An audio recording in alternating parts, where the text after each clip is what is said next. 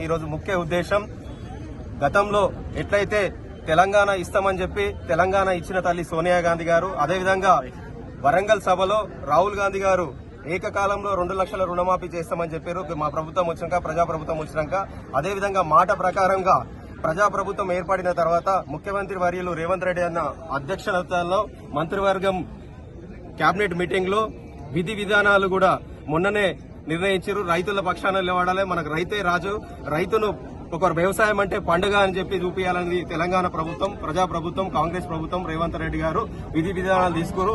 31,000 కోట్లు ఏకకాలంలో రైతులకు అందరి కూడా 2 లక్షల రుణమాఫీ చేస్తున్నందుకు కూడా మేమందరం కూడా మెదక్ పార్లమెంట్ పరిధిలో ఉన్న కాంగ్రెస్ పార్టీ నాయకులము, కార్యకర్తలము, రైతులమందరం కూడా ప్రజాప్రభుత్వానికి కృతజ్ఞతలు తెలియజేస్తున్నాం.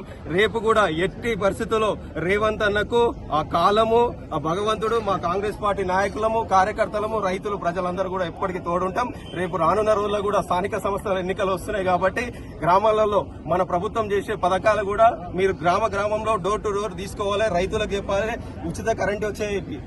ఉచిత కరెంట్ వస్తున్న పేద ఇంటి వాళ్ళకు కూడా చెప్పాలి, ఉచిత బస్సు తీసుకొస్తున్నామని చెప్పాలి. ఇవన్నీ మన సంక్షేమ పథకాలు ఏవైతే అందుతున్నాయో ప్రతి ఒక్కరు కూడా గ్రామాలలో డోర్ టు డోర్ ప్రచారం చేసుకోవాలి. రేపు స్థానిక సంస్థలలో కూడా మెదక్ పార్లమెంట్ పరిధిలో ఉన్న ప్రతి ఒక్క దగ్గర కూడా జెడ్పీటీసీలు, ఎంపీపీలు, ఎంపీటీసీలు, సర్పంచ్లు అందరూ కూడా గెలిపించుకునే బాధ్యత కాంగ్రెస్ జెండా ఎగరేయాలి. రేపు కూడా రేవంత్ అన్న 2 లక్షల రుణమాఫీ చేసిన తర్వాత కూడా ఇప్పుడు విధి విధానాలు అయినాయి.